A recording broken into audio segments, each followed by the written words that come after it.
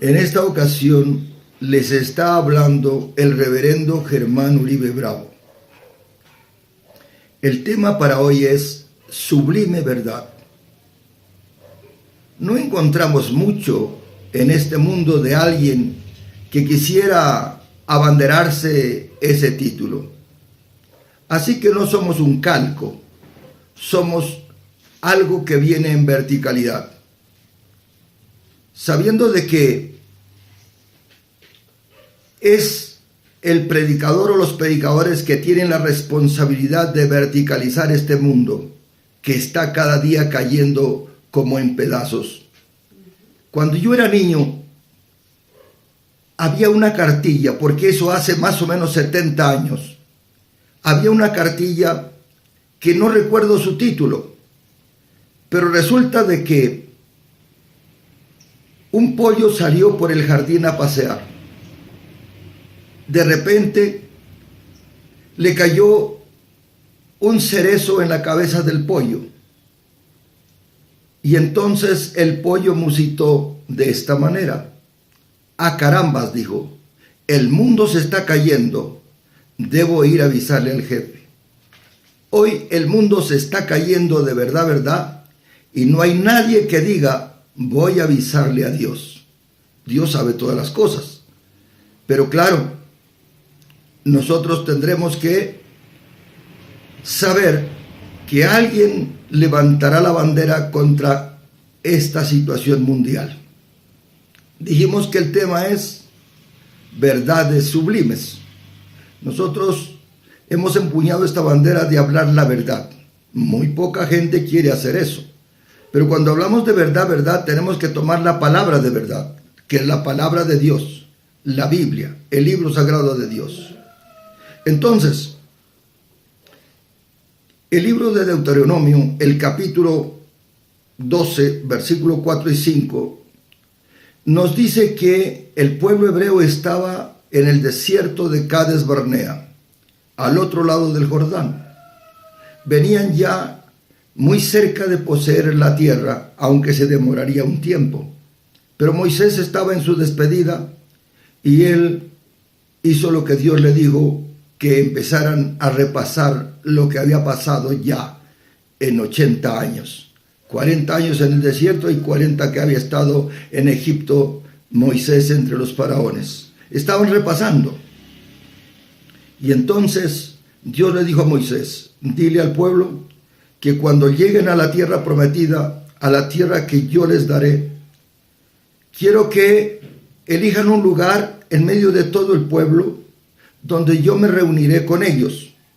Y para eso construirán un algo donde nos podamos encontrar, a donde el pueblo podría llevar sus donaciones, sus frutos, ya de animales, ya de el campo, lo que sea. Entonces, Dios les había dicho así.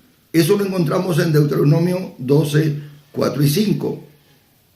De tal manera que esa verdad estaba allí hasta que el pueblo hebreo llegó a la tierra prometida. Y más tarde, cuando Dios levantó a Salomón como el rey, que era ya el tercer rey de Israel, le permitió que construyera un lugar, o sea, lo que llama hoy el mundo el templo. De eso hablaremos más adelante, pero el templo era el lugar donde debería reunirse el pueblo, y que el pueblo venía allí para cosas específicas que Dios dijo, para traer sus donaciones, para traer sus diezmos, para traer sus ofrendas, para traer sus cosas, y también para recibir de Dios la consolación en cualquiera que sean sus dificultades, como persona, como familia, como nación. De tal manera que esto era a lo que venían al templo. Hay una parábola en la Biblia que dice, nos lo dijo un predicador, está en el capítulo 18 del libro de Lucas y versículos 9 a 13. Y dice que un día subieron dos personajes al templo y dice que vinieron a orar. El uno era fariseo y el otro era publicano. Al fariseo se le dice así porque Hoy es algo despectivo hablar de fariseísmo, pero en aquel entonces, como debería ser hoy, es una persona que realmente es espiritual. Es una persona que busca de Dios constantemente en todas sus direcciones. Eso es lo que es un fariseo. Era un fariseo. Hoy, pues, en el mundo se le llama gente de corte místico, de corte pentecostal, de corte esotérico. Bueno, esto era lo que era un fariseo, pero un publicano, en el caso del publicano que estamos hablando, era un hombre de Estado, un hombre que tenía la misión de conseguir los impuestos y estas cosas para el gobierno de ese momento. Subieron esas dos personas al templo a orar, pero en ningún momento en esta parábola vemos que se asemeja a la verdad que queremos decir. El tema de hoy es entonces verdad sublime. La verdad hay que decirla siempre, todo el tiempo hay que decir la verdad y nada más que la verdad. Ahora, entonces vemos en esta ocasión que el predicador dijo que el fariseo, o sea, el espiritual, el hombre profundo en Dios, el hombre que no mentía, el hombre que cuadra con mi predicación, ese hombre dice que vino al templo. Usted no puede ir al templo a decir una mentira, decírsela a Dios porque se la está diciendo a Dios. Usted va al templo a hablar con Dios y que Dios le hable a usted. Entonces, si a eso fue al templo, en el templo, él dice que comenzó a decir la sublime verdad. Cuando usted habla la verdad, quédese con esa verdad y viva o muera por esa verdad. Y dice que le dijo a Dios en su oración: yo te doy gracias, mi Dios, porque no soy como esos otros que son mentirosos. Alguien lo juzgaría a este fariseo por decir eso, pero yo lo alabo porque él estaba diciendo a Dios.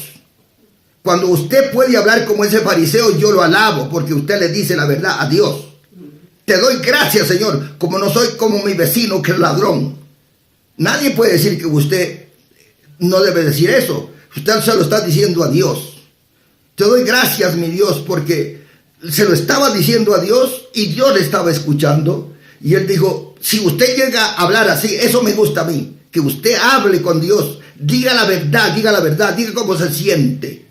Te doy gracias, mi Dios, que no soy como esos vecinos, no soy como esos colombianos, no soy como esos ecuatorianos, no soy como tal. Si usted no es. Usted no puede decir que usted no es como esos otros. Usted diga lo que usted es. Te doy gracias, Dios, que yo soy bueno con mi familia, que yo soy bueno con mis vecinos. Si usted lo es, usted no puede venir a alabarse delante de Dios si usted no es eso. Que yo soy un buen padre. Si usted es un buen padre, alabe a Dios, dígaselo a Dios. Pero si usted es un padre maloso, que se gasta la plata, no la lleva a la casa y dice y quiere que le digan que usted es un buen padre, usted es un mentiroso.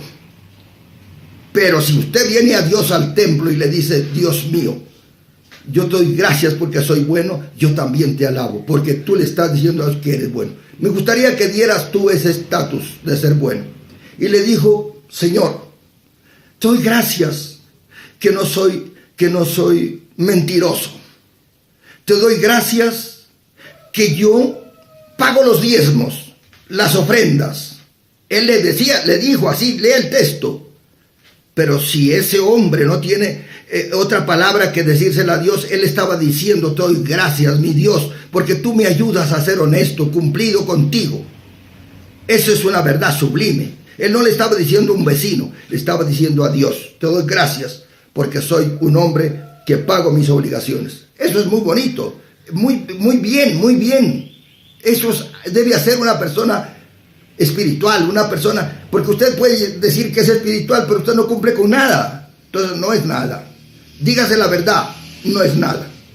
Y entonces dijo: además, Padre, yo ayuno 2 veces a la semana, es decir, más de lo mandado en tu palabra. Qué bueno. Se lo estaba diciendo a Dios, y yo creo que eso es bueno, eso es sano. Decirle a Dios en sus oraciones. Cuando usted esté orando, cuando usted ora, si es que ora, dígale: Dios mío, te doy gracias, que yo muy de madrugada, conforme a tu palabra, me levanto y oro.